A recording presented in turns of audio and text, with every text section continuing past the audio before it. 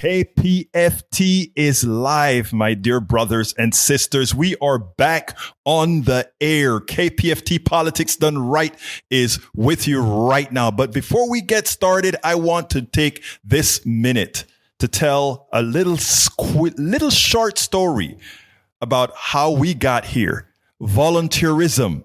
That is what we got. Volunteerism of people coming into the studios and building. Great thanks to the great Howard in the house right now who made sure to get things going. Great thanks to the one and only new IGM, Sandy Wyman. How you doing, Sandy? But wait a minute. I need Sandy to come on air with me first and say, Sandy, how the hell did we get this done?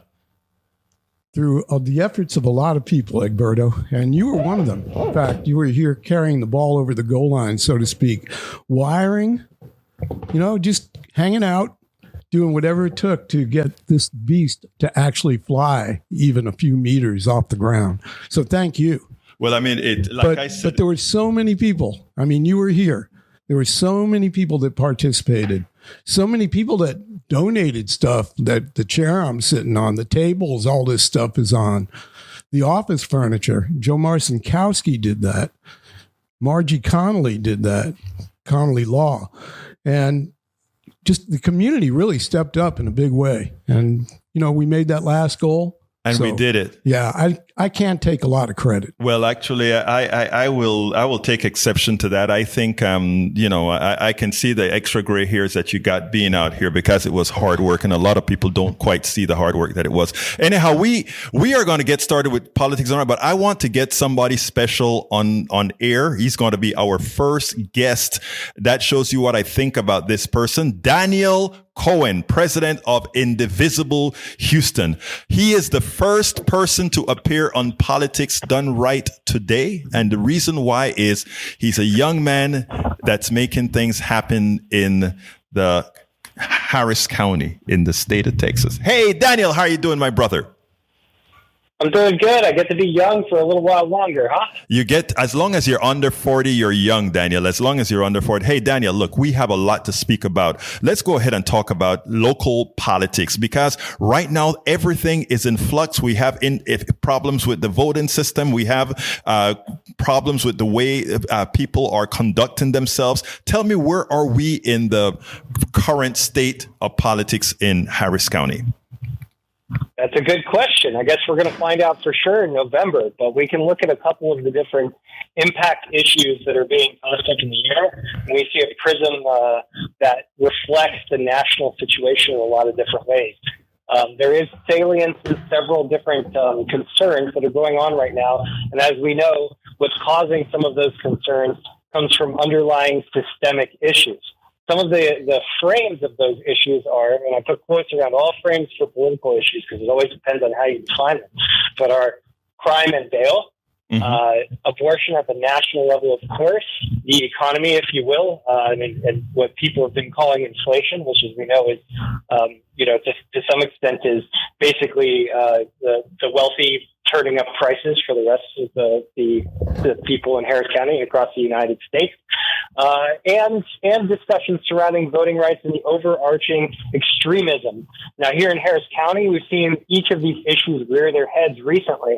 At the county judge race level, you're seeing propaganda being pushed out everywhere, from Astros games to other, specific nighttime TV spots, talking about how crime is out of control in Harris County and it's unsafe to go outside, which, of course, I walk my dogs 4 times a day without having that specific issue. But I understand that crime is up across the United States. But what is not being spoken about in those propaganda campaigns are those aforementioned underlying conditions. For example, the eviction crisis that is putting heavy strain on people who are working 1 and 2 and 3 jobs and are healthcare insecure because our system is broken and because it fails to serve people. So that's the mood when it comes to these, is which of these issues are going to carry salience. And it depends, I think, race by race, district by district, where individual lines are. There are less competitive districts in Harris County now, thanks to gerrymandering, but at the county government level, there are definitely competitive races, and we're trying to figure out how these issues align across those races. Now, interestingly, yesterday a poll came out with that showed that Abbott is leading by 7, and I kept on wondering about the likely voter model poll versus the registered voter model poll, and I kind of think that it probably isn't reflecting the reality in Texas. What are your thoughts? Actually, it's a good poll. The polling agency that did it is a good pollster, but I'm very concerned that we don't really know what the likely voter model is really going to look like. Your thoughts on that? I think nationally that's a struggle right now. People aren't sure necessarily whether or not one party or the other is going to hold the Senate. I think the House is up in the air. I mean, if you go look at 538, then you're seeing a 30% chance of a split House, split Senate situation, 30% chance that it's going to go the other direction. And I think, or 40% chance of split House, split Senate, and then 30% going either direction for actually holding control for either party. I think people are spooked. Polls have been obviously hard to read over the last few cycles, particularly the presidential cycles. So they're hedging a lot right now. But again, it all comes down to how those issues actually cascade. Are people going to blame the Republican Party at large, as they should, for dumping guns into cities across Texas? Or is there going to be a different angle, a different frame on those issues that is more salient in some of these individual pockets? I do think people do realize and did get a great wake-up call with Dobbs as well. But it remains to be seen who wins the messaging fight at some of these local levels and across Texas.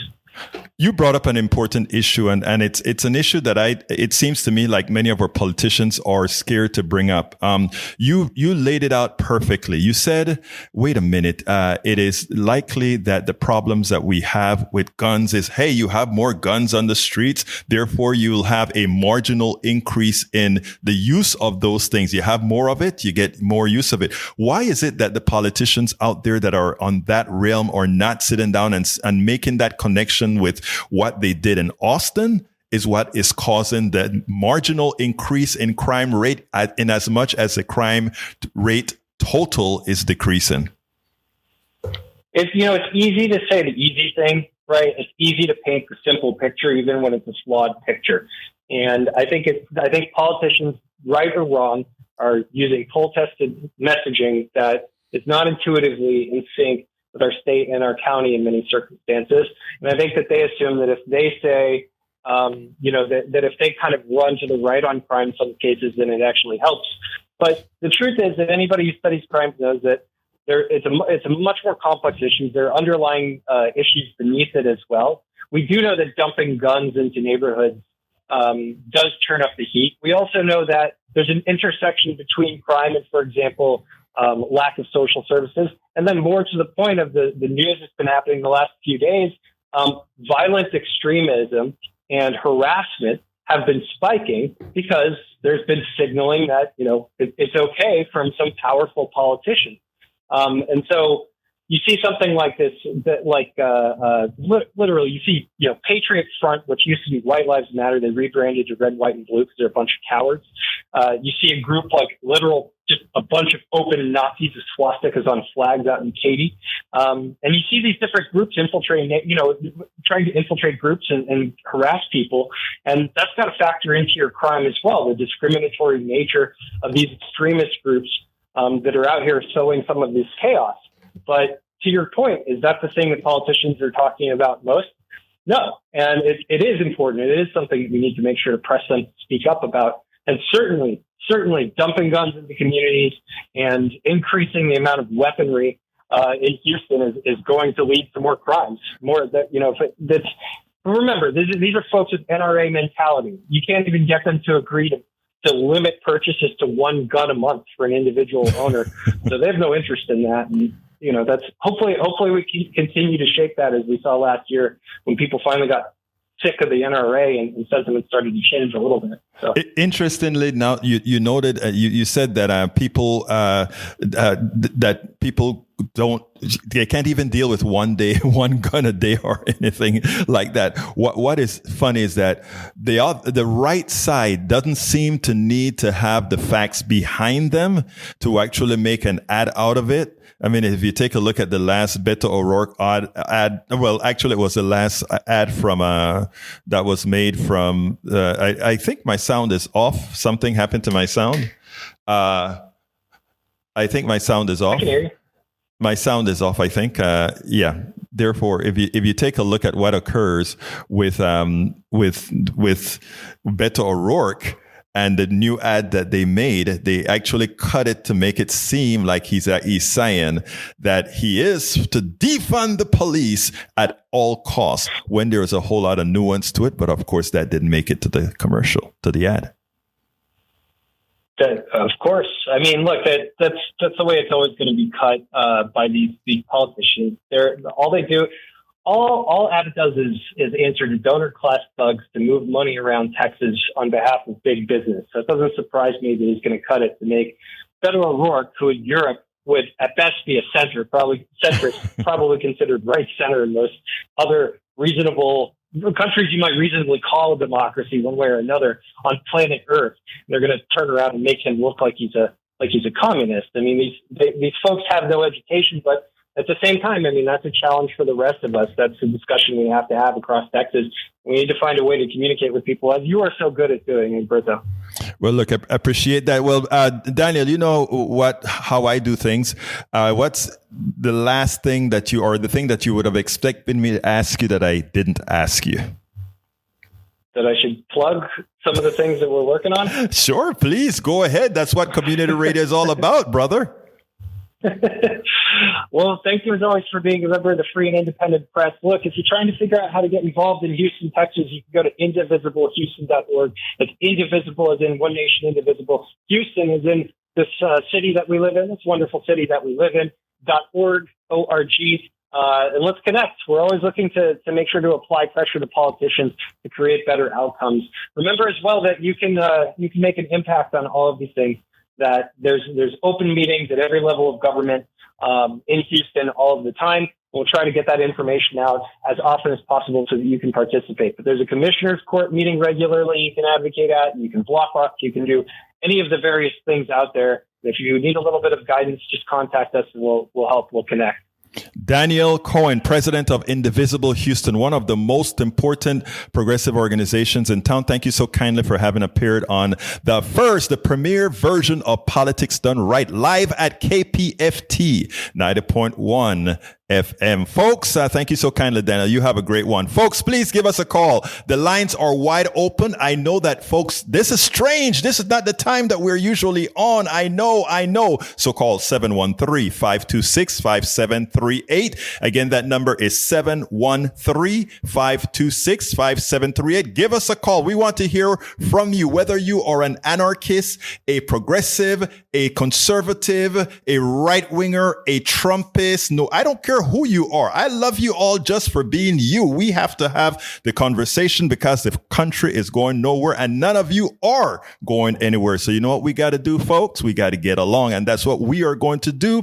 That's what Politics Done Right is all about. So call 713-526-5738. Again, that number is 713-526-5738. We have no calls. It is empty. Yes, I know we're new, and don't fear. We are very nice here.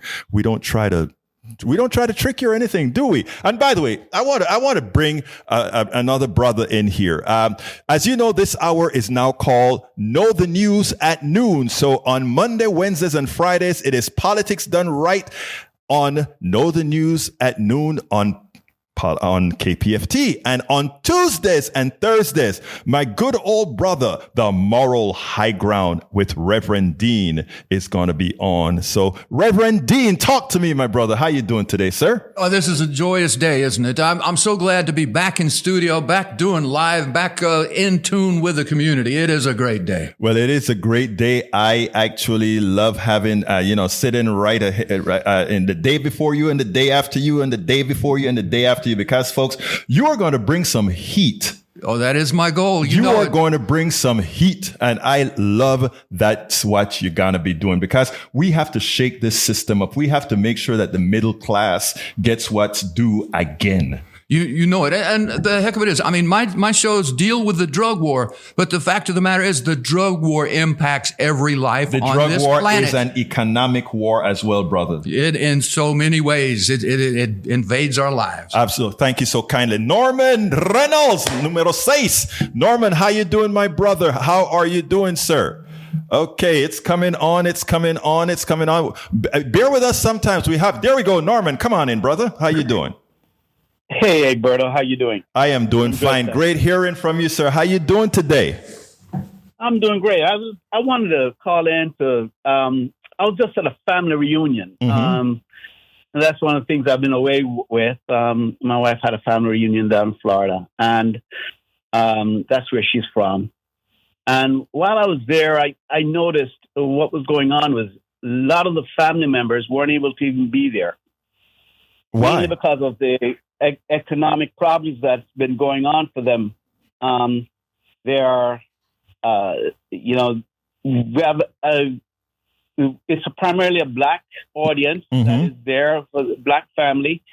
And it seems as if more than ever, it depends on a redistribution inside the family in order to get folks together.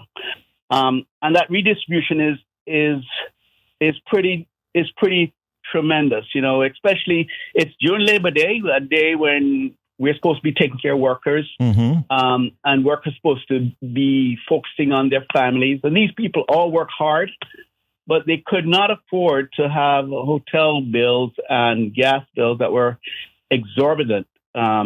Even 5 years ago or 2 years ago, a hotel bill of $250 would have been for a Holiday Inn would have sounded crazy.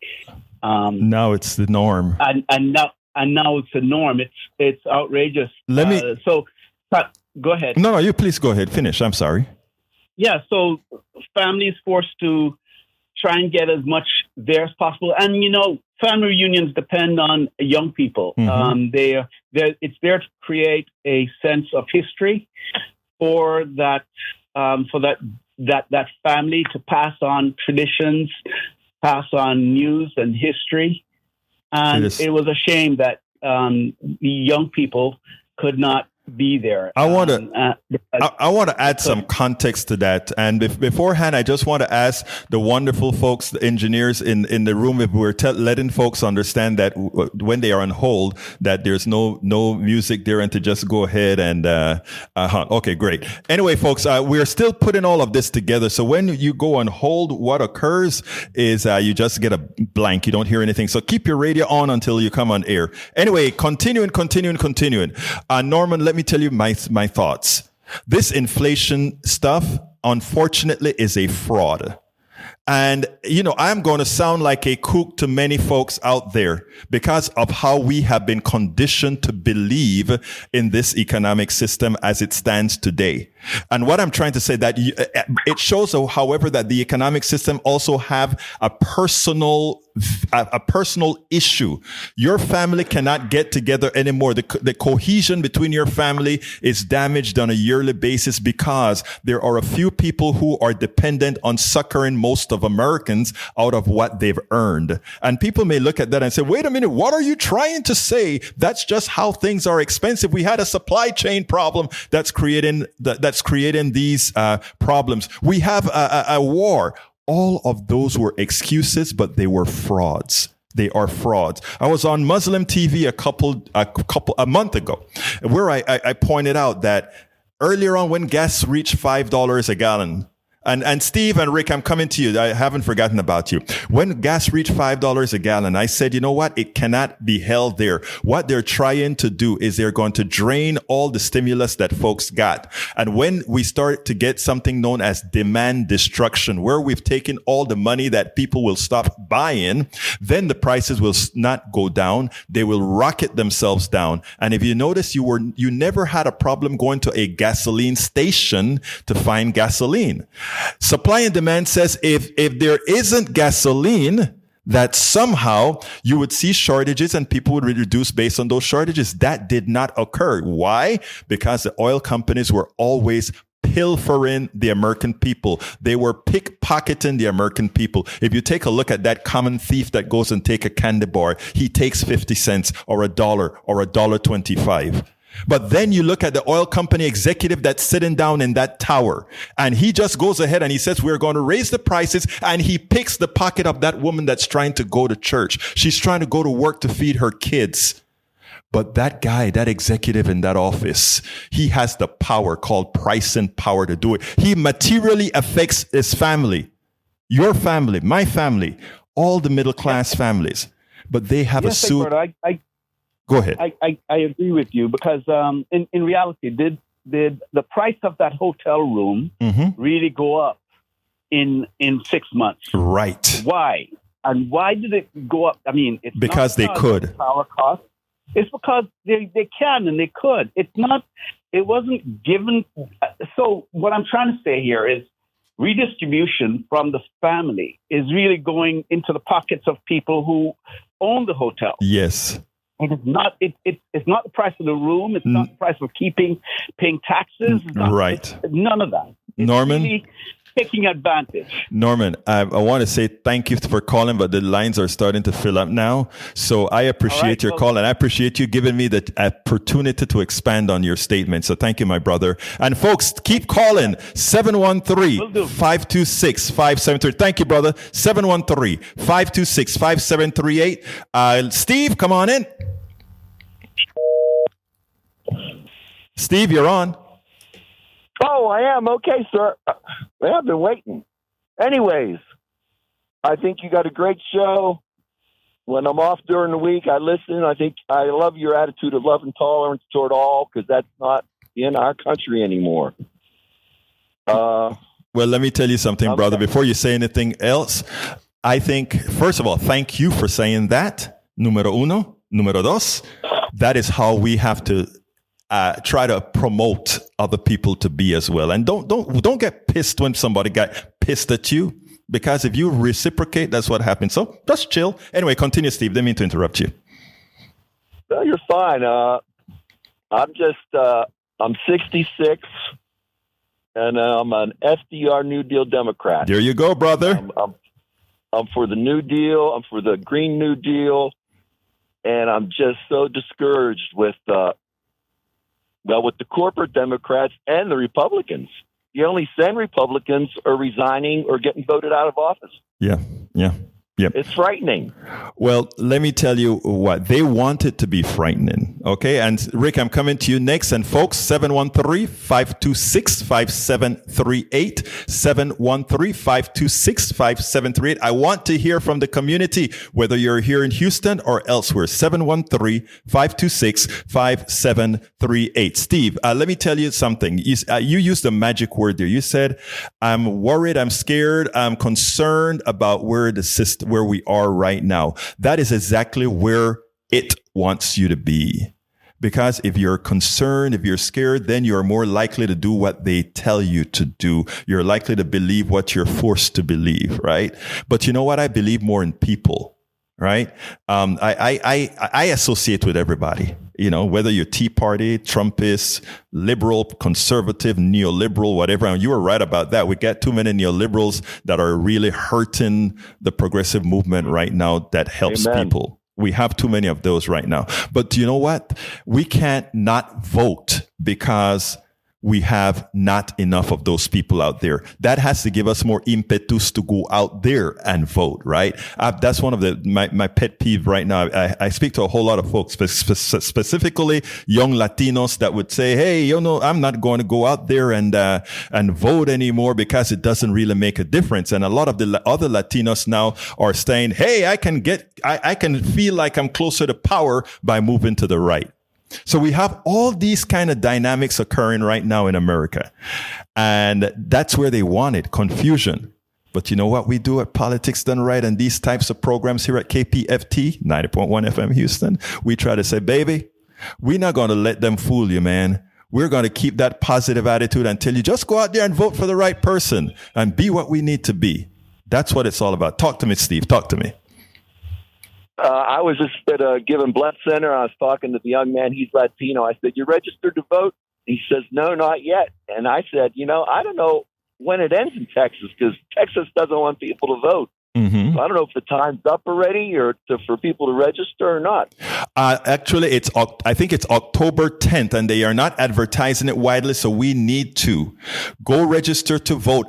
But it's more than just going and register to vote. Go to the voter registrar online, and harrisvotes.org, I believe it is, or look it up and make sure that even if you've registered to vote, make sure that you are in fact listed as registered to vote. And the reason why you want to do that is there's a lot of machination that's occurring in Austin. And that's where it ultimately ends. When Bennett gets all the pieces of information to register you to vote, when it goes to Austin, they try to find everything. Hey, there's a thumbprint that's wrong. Or even though no thumbprints are required, they'll find some reason to try to kick it out. So, folks. What was that website again, sir? I think it's harrisvotes.org. And you know what? I have a computer in front of me, and I am like, Egberto, why don't you look the darn thing out? Harris County Tax Office, and Bennett, friend of mine also. She runs that department, harrisvotes.org or harrisvotes.com. But please check it out. Folks, 713-526-5738. Again, that number is 713-526-5738. After Steve, we have Rick, and then nobody, because a couple of folks dropped off the line. You called. Come on, Rick, come on in. Rick, you're hot. Okay. I wanted to point out a couple of things. One of the things that the liberals do is they change definitions to confuse people. Mm-hmm. That's what Saul Alinsky said. That's what Kant, Marx, Trotsky, all those people said. And I'll give you a couple of examples. Okay. You hear all the time, radical Republican. Mm-hmm. No. Radicals are left-wingers. Okay. Extreme Republicans are reactionaries. Mm-hmm.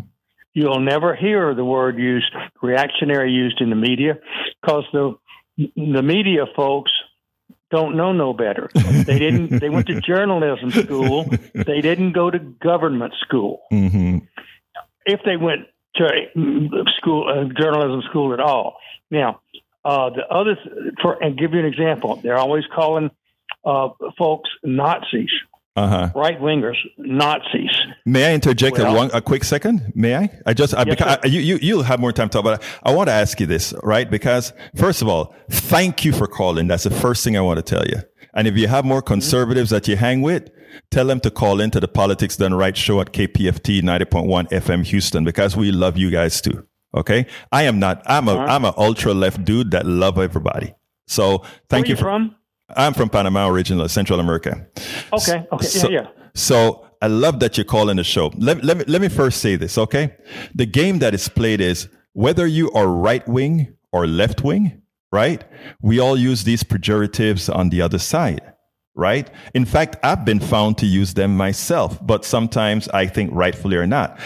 Let me tell you what, I saw a TikTok last night or a couple nights ago, and this guy said he was a straight down right wing Trumpist, right? And he said that he went ahead and he bought, because they were talking a lot about Shalinsky, and he went ahead and he got the book. And he said he kept on looking at it. It's like, what is it that's bad in this? He read the whole book, right? He said, what is bad in this? I kind of like the book. That's what the conservative guy said. He said, well, right now I'm not going to be no darn Democrat, but I'm going to be an independent because, man, I want to be able to make up my mind. And that's, go ahead. So I have no problem with that. I mean, the guy's not stupid. Right. Okay. Now, the other thing I want to point out, they're always calling the right wingers fascists. Mm-hmm. Well, I think you'll agree with me. Not all liberals are socialists, but all socialists are liberals. And I disagree with that. Let me first say, my sister is a right winger. Generally, right now. Yeah. What was Hitler? Hitler was he liberal or liberal or conservative? He was a fascist. Okay, but what does that mean? Okay, let me explain. Okay, and that's trying to label sometimes get a little bit dangerous, right? Because he was his socialist. No, let me finish one quick second. Which party did his party was which called did he Socialist. There's something socialist in his name, right? That was the name of his party. That was the name. It was a National Socialist Party. Right. Right. He was a left winger. No, and that's the issue, right? The problem is this, right? It's easy to just use these words, and I don't define it by the labels. I define it by what you do. And let me put you on, ask you to hold one quick second. Folks, the lines after Rick is empty. 713-526-5738. You'll get on pretty quick, and you can get to put out what you want to put out there. And you notice I have a great conservative that I'm talking to, and we're having fun. We're enjoying each other's conversation. So please call, whether you're left, right, or I don't care. Anyhow, here we go, Rick. Okay, you kind of made my point. How? What you're saying is that Hitler, what you're saying is the labels they use don't count.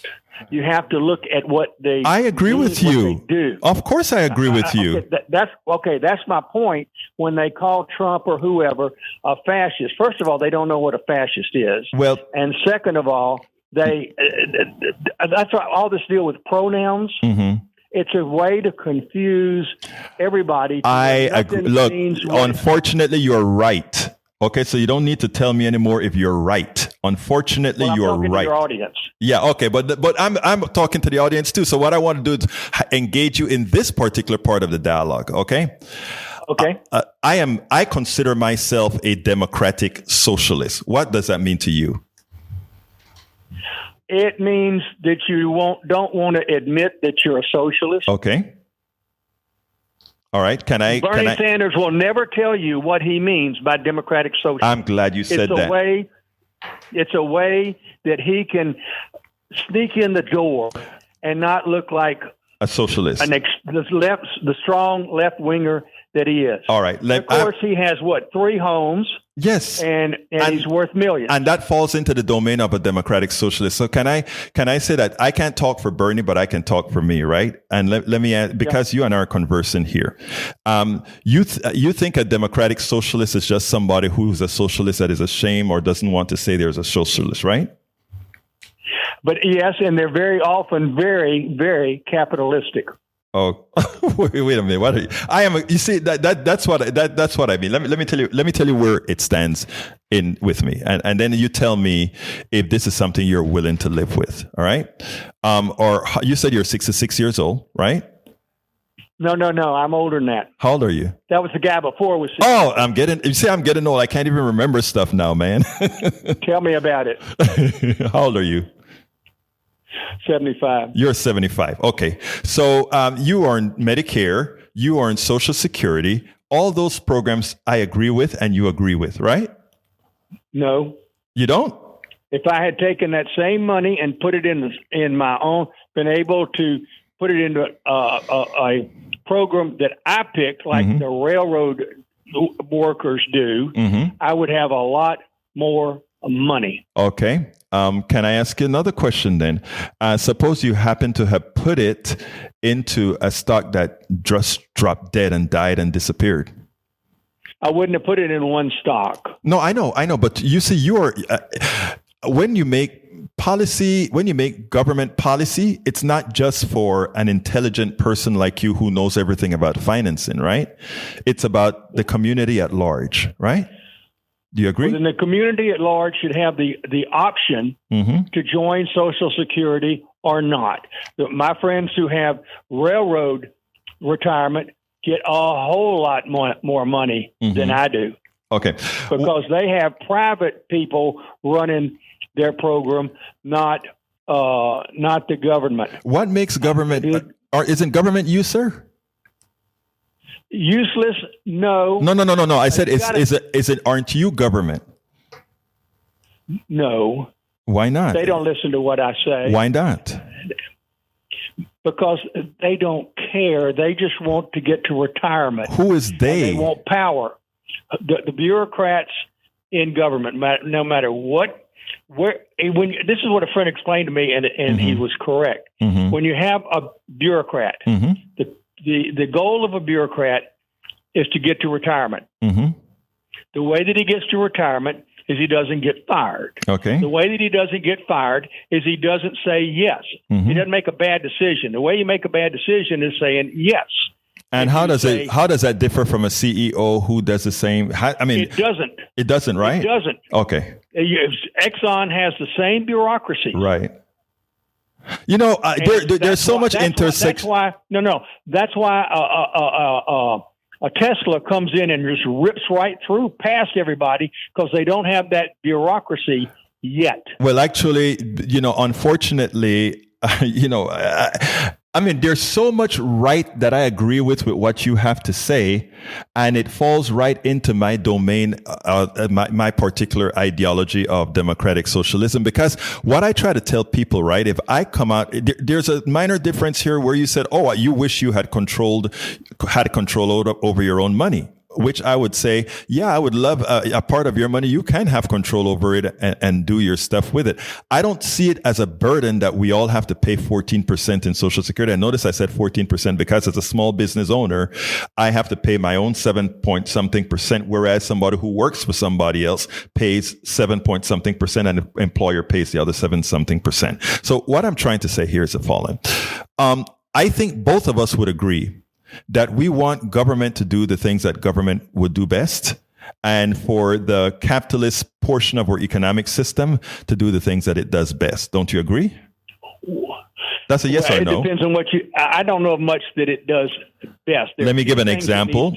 Let me give an example. Okay. You go to a doctor every you're 75. So I'm 61. You're 75. We both go to doctors now, unfortunately. Now, when you go to your doctor's office, right?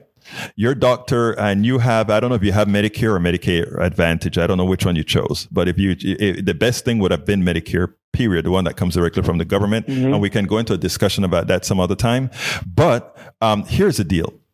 That doctor's office doesn't only work with Medicare, but it also works with a whole lot of private insurance companies. They have to hire people to go ahead and talk to each individual insurance company, then to figure out all the things of your body that's going to be covered and whether they have authority to cover you or you have to go to a specialized doctor. I'm talking private insurance right now. And whether you can take amlodipine or some variant of it or not. That's what the private sector does for you right now in your healthcare. They command what you can and cannot do, right?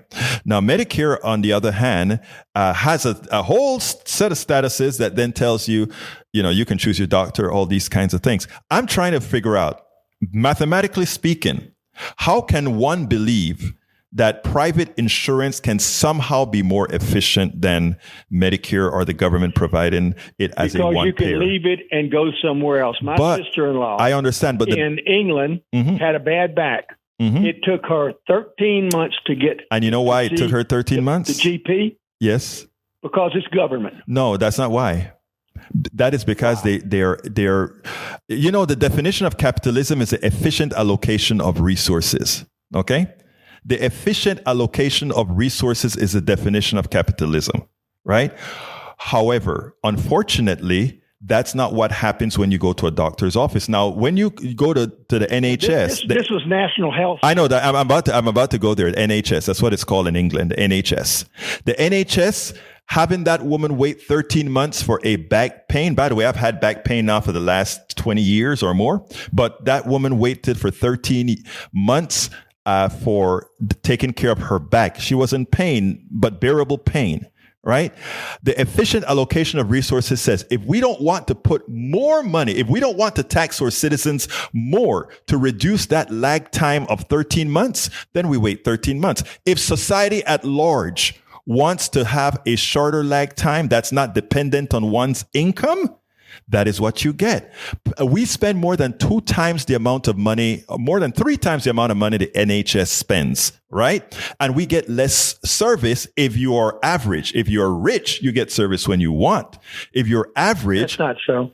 Okay. I don't think so. When I hurt my back, I was taken care of in hours. After she went, she could only go to the GP. She was not allowed to go straight to a specialist. Yes. After she waited 13 months and saw a GP Then she was referred to a Yes. specialist 17 months later. You know, again, And then he told her, if I'd seen you sooner, I could have done something to help. and look, I can always find that kind of stories in the aggregate, right?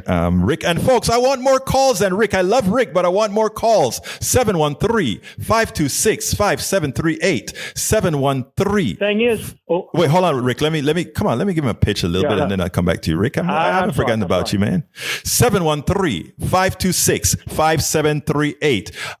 But before Rick, I have my brother here that's doing the show tomorrow. I want to see if he wants to get engaged in this conversation at all. About healthcare, I was wanting to put in my 2 cents about the economy itself back when. Look, to me, the trigger is I buy these yogurt things. They're 30 cents a piece at HEB. They're now 57 cents because of gas prices went up. The gas has gone down 45%. Why hasn't my commodities? It's gone called down? that is what because they have pricing power and they can. That's the reason why. But let me get back to Rick. And folks, give me a call, 713-526-5738. 713-526-5738. And so we got a call.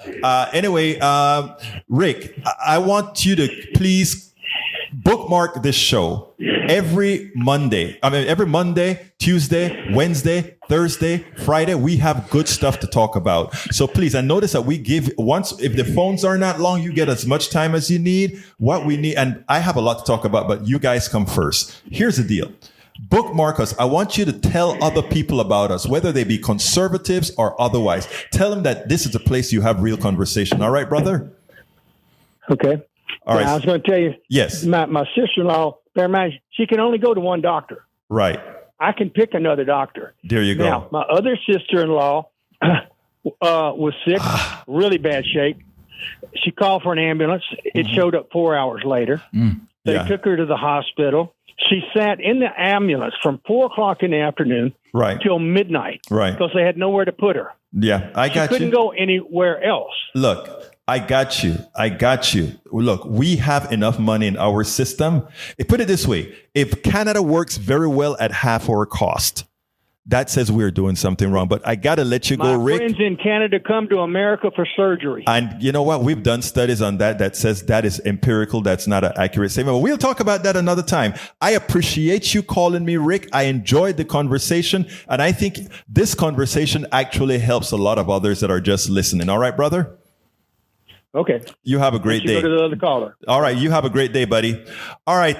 It seems like we lost the other caller. Folks, 713-526-5738. Again, that number is 713-526-5738. All right. Let's talk about what you're going to be talking about on your show in the next few days. Well, my first guest is going to be Major Neil Franklin. He's got 30 years experience wearing the badge up there in Baltimore and for the Maryland police, state police. And he's a former head of Law Enforcement Against Prohibition. They changed their name to Law Enforcement Action Partnership. But we're going to talk drug war. We're going to be talking about a lot of news breaking. The president of Colombia calling for the end of drug war, legalizing cocaine to join forces with all of Latin America to pull the plug on this thing. And also there's an event happening in India today. They're talking about it's time to end this drug war. People are starting to realize that the logic it never was there, but they're starting to realize that it just never was there. Actually, it was never there. It was all, again, that is the drug war and all these issues are, and I hate to put it this way, but they're capitalist notions. These are manufactured events to make money. When you talk about monetizing issues, that is what this system does. We monetize health, we monetize food, we monetize drug use, we monetize all these issues. That's the whole thing. And when we alert Americans, when we alert the world about the monetization of commodities in such a manner that it's not just for the benefit of us all, but it's actually just for the benefit of a few, as a little amount of folks, as most folks are coerced. Yeah, That's what it's all about. Yeah, and to me, it's really the only people who believe in drug war now are the ones that make money. Of course, and that's the jails. That is the food services that supply the jails. The phone companies. The phone companies that, I mean, it's amazing, folks. 713-526-5738. And look, you were just listening to the one and only Dean Becker of The Moral Ground with Reverend Dean on Northern News at noon. Please, folks, keep this noon hour available. Let's go to 512. 512, come on in right this minute. 512, you are hot, or you will be hot very, very soon. Maybe calling from Austin. All right, come on in. Who am I speaking to? This is Bill. Hey, Bill, talk to me. And yeah, I'm a retired respiratory therapist, and I have like 30 plus years experience in working in many hospitals. Mm-hmm. And I'm also a veteran. Mm-hmm. And I choose to get my medical care through the VA. Mm-hmm. You can call VA medical care socialized medicine. It is socialized medicine. There's not can, veterans. It is. You know, and I have extensive, I've never worked for the VA, but I have worked for many different hospitals, HCAs and stuff like that. And I find that the care that I get through what may be a socialized system to be far superior and more cost effective than anything I've ever seen in for-profit hospital systems. Look, what's your name, my brother? I forgot your name. Will. Bill. Got you. Either, and one time, the hospital that I worked at, I got a sprained ankle, and I decided I'm going to go in and just, there's not much they can do, but I'm going to go in and just to the ER and find out how good is my insurance. And the insurance covered the ER, but several months later, I was getting phone calls from a collection agency. Of course. Only to find out that the ER group in the physicians group in the hospital billed separately, and they billed the wrong address. And I had no idea that I had a bill from them. And when the collection people called me up, they were giving me incorrect information on the hospital.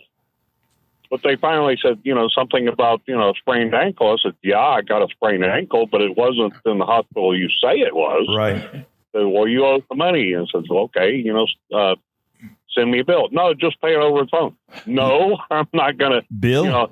You haven't shown me a bill. I'm not going to, send me a bill. And I did that. And then several months after that, I started getting calls from the same collection agency trying to collect the bill again. Many years ago, I literally missed the very first day of respiratory therapy school because I had pneumonia, and I went down to Herman Hospital, and I only spent the night there. And then I got a bill of it seems like it was about somewhere between $4,000 and $6,000. Hey, Bill. Yeah.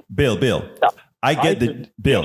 I need to interrupt you. I get the gist of your conversation, and you are absolutely right in promoting, in saying exactly what you said. I want to add a couple of sentences, and then I'm going to have to let you go because we got another call and we're coming up on time. But I want to tell you this. First of all, thank you for calling in. Please bookmark this so that you're here on Monday, Tuesday, Wednesday, Thursday, Friday, Saturday. Well, with us at noon, we're going to have talk. We're going to be entertaining with you. But here's the deal, brother. And this is important. Your testimony, believe it or not, to the people out there listening to right-wing propaganda that's trying to tell them, hey, the government is bad. you prove that if you have good government, you have good services. And you know why it's good? Because there's not a profit motive where a profit motive should not be. Let me give you a quick example, and then I got to go. $5,000 for one. I want to make a proposal. Okay, go real quick. Okay, what I would propose for a kind of an intermediate step is that people be able to buy into the VA system. Yes. That it's been spoken about, I want socialized medicine. I nominate. I will say that I will pay more taxes or whatever, and I will be able to get the same great care Bill, that our veterans get. I gotta let you go, Bill. I gotta let you go, but thank you so kindly for those words. All right. All right, Bridget, come on in, Bridget. Bridget is hot now. Bridget. Okay, Bridget, you are on. Talk to me. Hey, I just wanted to congratulate you on the show. Hey, is this Bridget MCP? Yes. Hey, beautiful. How are you doing? Good. I told him to say it was me, but I'm going to put you on ignore. I was like, what does that mean? Hey, let me tell you what happens, man. We're still building out this studio, finishing all the nicks and knacks. So when we put people on hold, they don't hear the station. So we're telling them, listen to your radio until you connect with us, and then everything will be everything. But thank you for calling in, my friend. Your thoughts? No problem. I want everybody to know that you taught me about Ireland, Northern Ireland, and the British and the famine. You expanded my understanding of that issue. I appreciate that.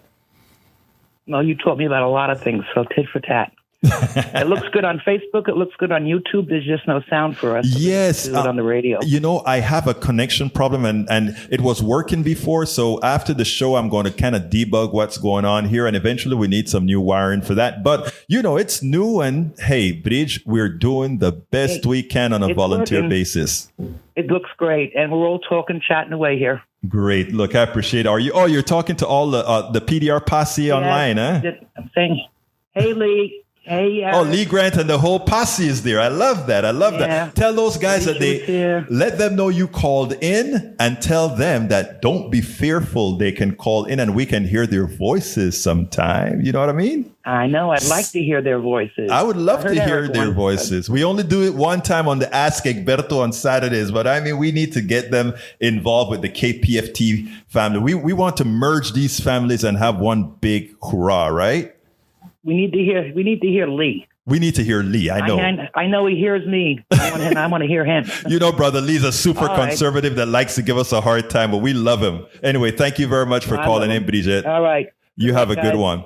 Hey, folks, lines are empty again. 713-526-5738. Again, that number is 713-526-5738. Look, I had like 4 subjects to talk to you guys about today, but as I always tell you, man, whatever you guys talk about comes first. And since I'm here, I'm honored here to have Brother Dean from the Moral High Ground with Reverend Dean. I'd like to entertain him into the conversation again. Senor Dean, talk to me. Well, thank you. I welcome this opportunity. And as I said, my show is going to be focused on the drug war, but it wants to hear every problem you encounter, and we'll see if it doesn't hinge from the drug war in the first place, because so much of it does. Well, you know something? I am glad that you're going to do that, because I think more of us have to speak up. You know, let me tell you something. A lot of people do drugs. A lot of people do all kinds of things, right? But it's all hush hush because there's this stigma that we put on things in the street. But you know, I live in Kingwood, Texas, and I tell you what, them women driving down the street, a lot of them with they're popping the pills. It's only legal because it was prescribed. Yeah. You get somebody in the middle of the hood doing it. Oh, you're a criminal. Yeah. Yeah. No, the women get the prescriptions. Yes. You know, that's what differentiates them more than anything. Exactly. And we have to bring some equity to justice, which, you know, when I brought up this stuff, I said, what is Brother Dean into? Legalization, drug war, criminal justice, all those issues that you cover that I think, because we are blended in this hour here on Monday, Tuesday, Wednesday, Thursday, Friday at noon, folks. That is the Know the News at Noon hour. You always be here at noon, because we are going to have a lot to talk about. And by the way, you guys are also going to direct the conversation. So if you want the conversation going somewhere, You guys are going to be directors of the conversation. Dean? You could say I'm a one-trick pony, but I do a lot of other tricks as well. Hey, don't say you're a one-trick pony because that can have some bad connotations, brother. Well, okay. Yeah. Really. Well, I get you. Yeah. Well, we're coming up at 55, actually at 4 minutes still. So let me say one more time, 713-526-5738. If you want to be the last caller to say, Egberto, I want to tell you something. 713-526-5738. Again, that number is 713-526-5738. I got a little note here from El Señor aquí para ver qué voy a decir. Okay. All right. Next we are going to be having the Tom Hartman at, I think, at what time are we coming in? My people love us. 12:59. All right. We got it going, Senor. Anyhow, folks, 713-526-5738. 713-526-5738.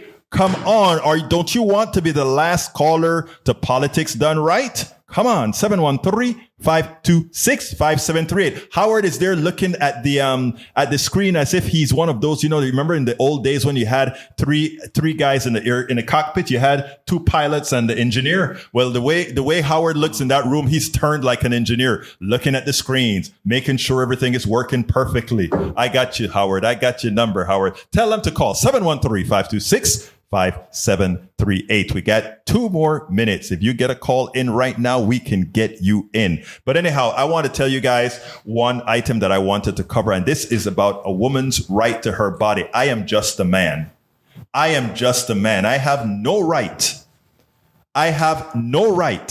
To tell you what to do with your body. Absolutamente nada.